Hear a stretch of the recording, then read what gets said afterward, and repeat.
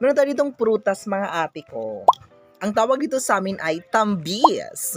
Sa inyo, hindi to makopa ha. Magkaiba to. Medyo maliit siya sa makopa. And upon opening, makikita nyo ang kanyang mingit. Meron siya nitong parang buhok, ate. Diyan naiipon yung mga pollen grains. Charot. Ganun siya kinakain. Tinatanggal ko lang yung pinaka-upper part niya. Yung may black dyan. This one.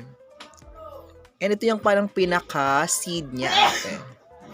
And then, yan. Ginaganon ko lang siya. Very crunchy.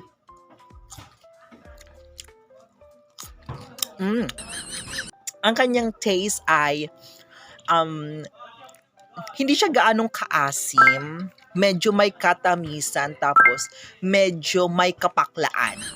Ayan, yung black, and tatanggalin mo lang siya, ate. Ganito na siya pag ripe. As in, pula talaga siya, pero pag hindi pa siya ripe, white na medyo greenish ang kanyang color. Meron ng mga ganito kasi season na. Or in our dialect, kat bubunga. Ayan.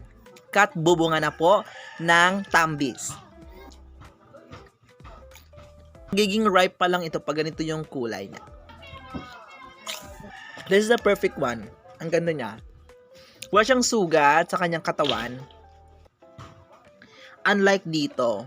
You know, parang medyo na siyang may kulubot. Ito naman, napakakinis niya.